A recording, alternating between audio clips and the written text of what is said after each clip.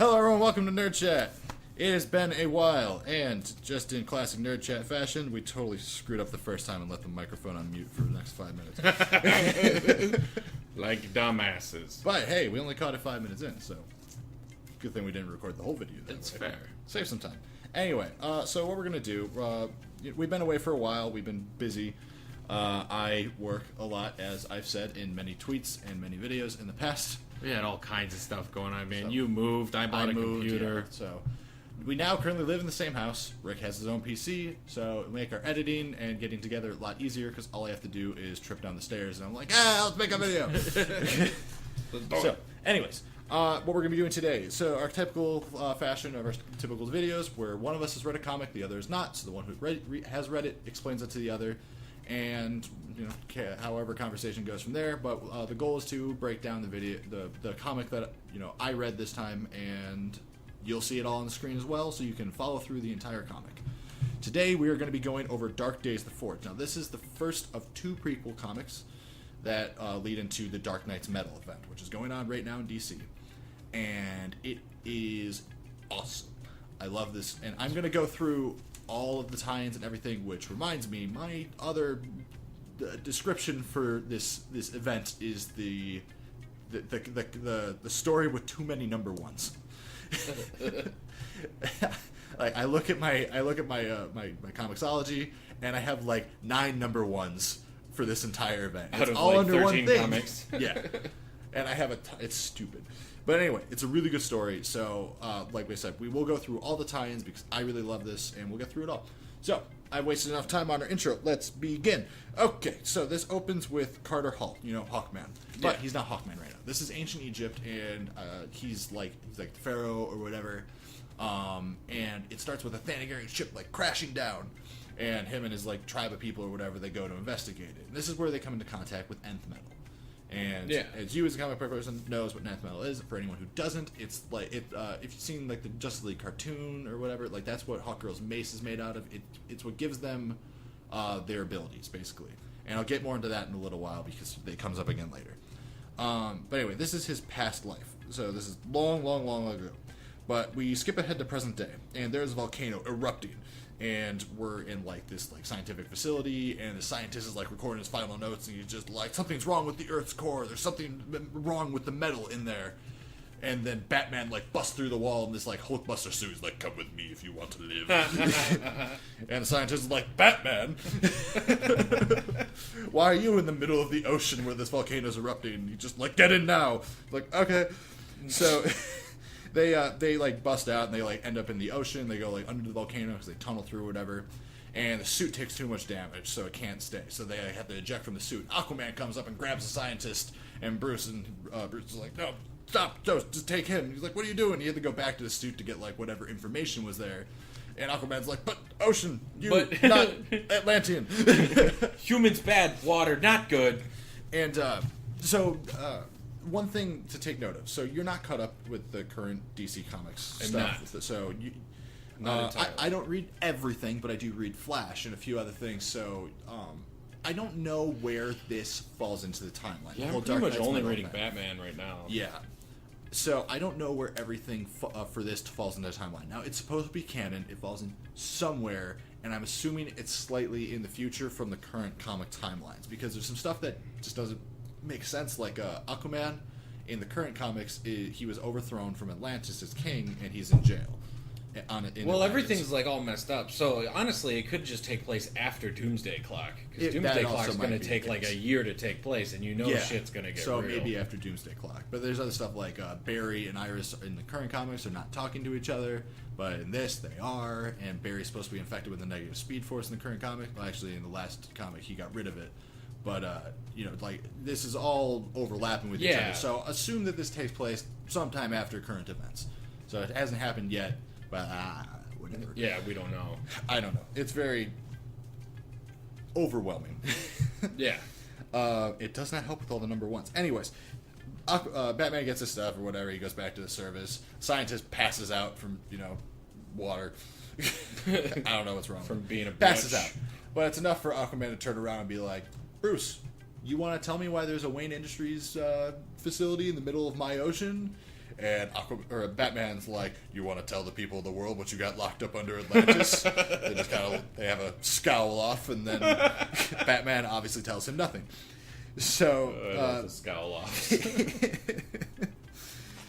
Anyways, we skip ahead again, or not skip ahead, but we cut away to Mogo. So Oa has been destroyed for quite some time. So Mogo is the home of the Green Lanterns, and Ganthet and Hal are talking, and they have like this hollow map of Earth, and Ganthet is like, there's darkness trying to break through into our universe. I have pinpointed the location, and you are not to tell any of your other Green Lanterns, especially the Earth Lanterns, about your secret mission. Yeah. Like, you cannot tell anyone about this. And he's like, okay, what do I have to do? And he shows him the point on the map, and Hal's just like, fuck. So the next thing we see is a flying over Wayne Manor, because the location is the Batcave. So of course. It's like, of course it is. So Hal flies into the Batcave, and he like starts to look around, like, what the hell are you up to now, Bats?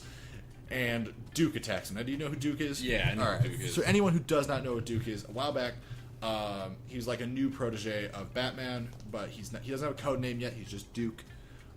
His parents were killed by the Joker, and he became one of the We Are Robins from the We Are Robin event. Yeah. When Bruce lost his memories, or whatever. That ties into this as well. We'll get to it. But anyway, he was one of the like Robins that tried to help protect the city when Batman and Robin were not around. But he was taken in by Bruce to be like a new thing. And he wears like this like yellow suit that looks like he can actually, sustain a bullet, and not like the skin tight tights that all of the other Robins have worn. It's like, man, I hope you can dodge, because you're gonna fucking die, kid. Otherwise, not that miracle spandex. Yeah. So he wears a different suit, and like I said, it's yellow, which he's a new breed of hero. He's not a Robin. Yeah, but the important thing is that he's there to protect the cave. Yeah. So that no one's allowed in. He can't know what Bruce is up to.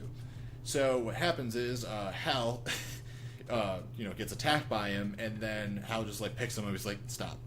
Like he makes like a construct hand, just holds him off to the side. He's like, I thought that your ring was supposed to work on yellow. And Hal's like, it does if you know what you're doing. He's like, that doesn't make any sense. But if you look closely, he's grabbing all the black parts of his costume. Oh, Hal. But anyway, where was I?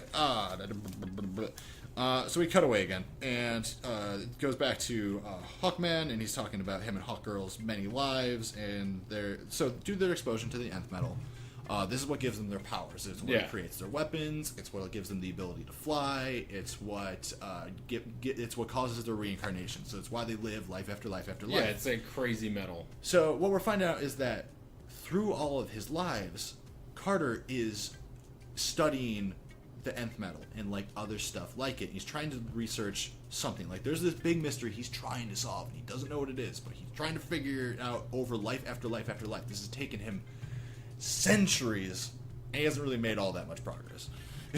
I mean, he's made a lot. And this keeps coming into play, but that's what he talks about. It's like this nth metal is what gave him these abilities, and he doesn't understand why though.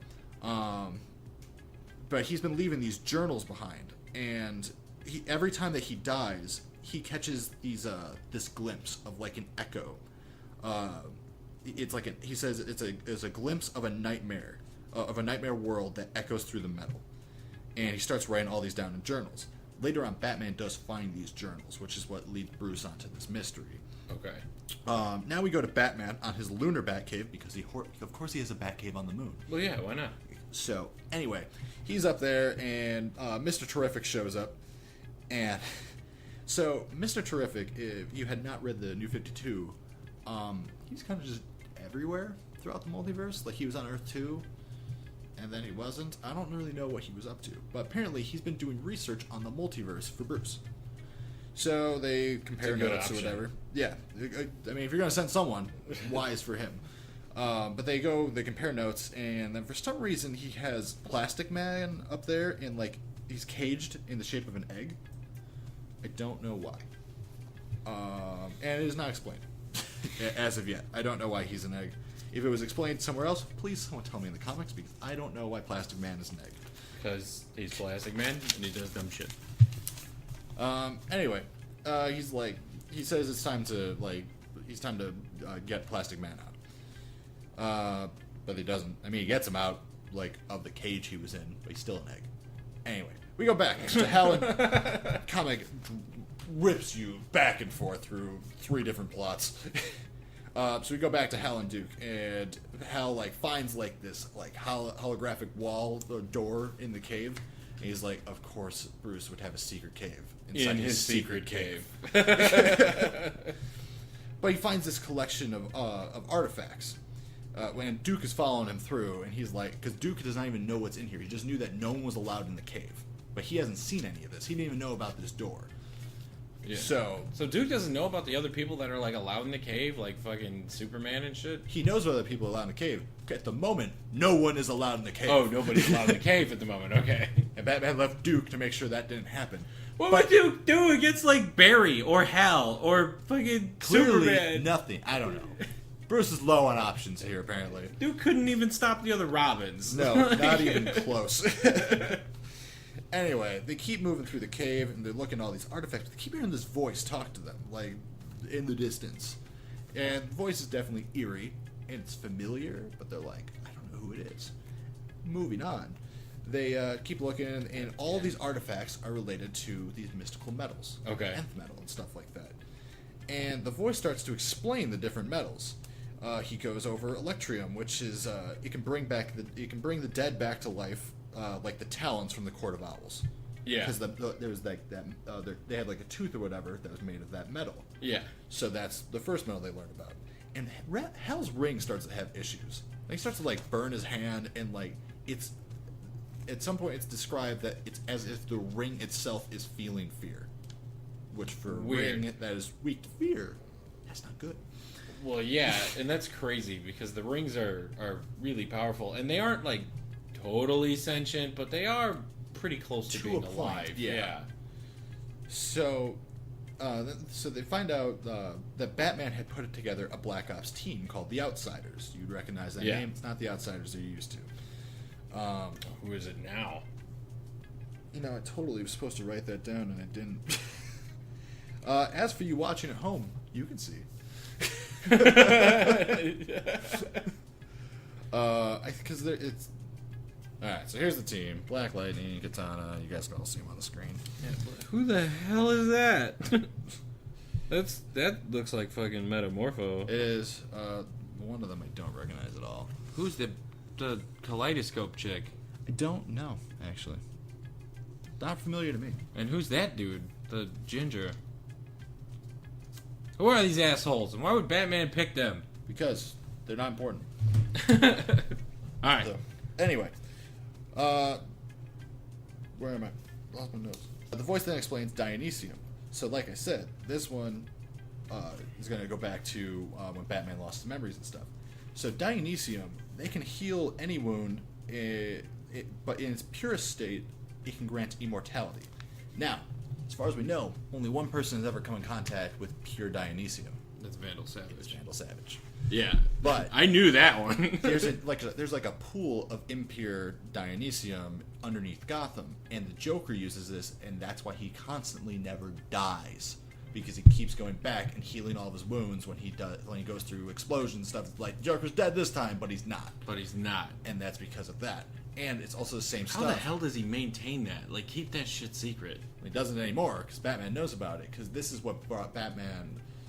that's what got rid of all of Batman's memories, because during a fight with the Joker, they beat each other so near to death that this pool was the only thing that ended up saving them, because the Joker was trying to get to it, assumingly, and Batman followed him. Okay. They both fell into the pool, and that's why when they both should have died, they both healed, but that's what made all of Batman's memories go away, because it didn't just heal all of his physical wounds, it healed all Batman's mental injuries as well. His traumas. So it got rid of all of it. So that's why he never thought he was Batman, was because he never felt trauma from his parents' death. Yeah. So that's what the Dionysium is. So that's where Batman came into contact with that. And then they keep following the voice, and they find this huge metal door. But then we get snagged away again, back to Carter Hall, but closer to modern day. And he's going through these artifacts, and he's studying these 3 ancient tribes. There's the bird, there's the tribe of the bird, the tribe of the wolf, and the tribe of the bear. But then he finds this extra piece. Turns out there's another tribe, the tribe of the bat. And it gets explained in the next comic, but I'm just going to tell you about it now because it's really cool. Remember the time Batman, quote unquote, died? I was just about to say, does this fucking have to do with when he went back in time and beat the shit out of Vandal Savage as a damn caveman? Son of a bitch! I knew that shit was going to come back. A tribe of the Bats. Oh my god! And I'll get more into that. Fuck you, Batman! I'll get more into that in the next comic. I knew that fucking storyline was coming back. I knew it. But at this point, Carter realizes that there's a bigger mystery behind this Bat tribe. He can't figure out what the mystery even is. So, this we get pulled away again, and we go back to Batman. And Batman lands at the Fortress of Solitude, and he goes to the door. He's like, "Clark, I know you're in there. Let me in." And Clark opens the door. He's like, "You know, it wouldn't kill you to say please every once in a while." And Batman walks in. He's like, "You know, I think it might."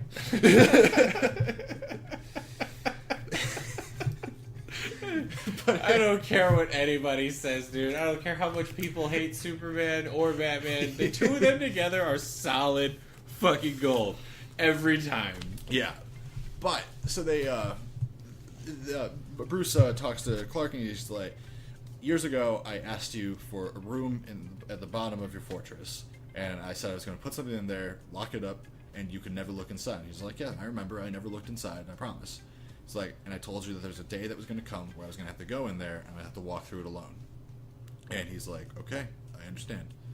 But remember, you locked it up so tight that no one could ever get in there." He's like, "Yeah." And then you pan over to the side, and Mr. Miracle's there. He's like, "I think that's why he called me." Because Mr. Miracle can get into anything. That's his thing. So they go downstairs, and Mr. Miracle goes inside the lock, gets it open, and the door blows open. He's like, "Bruce, tell me that is not what I think it is." And he's like, "That'll be all. Thank you, Scott." He's like, "Whatever you're doing, you need to turn around and leave. You cannot keep pursuing this." He's like, "That will be all, Scott. Leave." So Mr. Miracle leaves, and Bruce starts to talk to the machine. He's like, "I need you to scan for this dark." He's like trying to scan for the source of this dark energy that he's trying to trace. Mm-hmm. And you, as a seasoned comic book fan, are familiar with the event Crisis on Infinite Earths. Mm-hmm. You remember there's this guy, the Anti-Monitor, and he made this machine. He's like, "I'm going to destroy the multiverse with this." And Barry Allen ran around it so fast he disintegrated in the dust. It's that machine. Oh no! Oh shit! Yeah. Oh shit! Yeah. So he has that, but I don't know why, because we're in New 52 world. So where did the hell that thing come from, dude? New 52 just. Moving past that, I like New 52. We now go on to the last part of the comic. It's a mess. It is. We go. I mean, this is Rebirth, which is trying to bring back a lot of old stuff. But moving on from that, we cut to the last part of the comic. Go back to Hal and Duke in the Batcave, the Batcave's Batcave, and they're at that metal door I was talking about. And they open it up, and who do they find but the Joker? The Joker's the one who's been talking to them, telling all about these metals. Why the hell does he know all about these metals? Because he's been stuck in the frickin' Batcave studying it for some reason. But that's where this comic ends.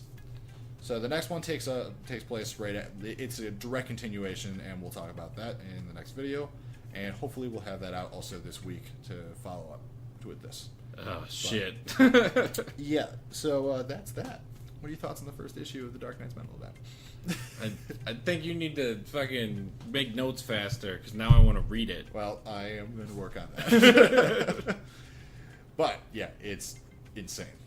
So, people at home, tell us in the comments below what you think of the Dark Knight's Metal event, and we are going to try to get you guys all caught up as soon as I possibly can, because this is an ongoing series, and it's really This is going to be a big month. I think we're going to be covering Dark Knight's Metal and a few Star Wars videos as well. You got Star Wars videos to do. Mm-hmm. I got this.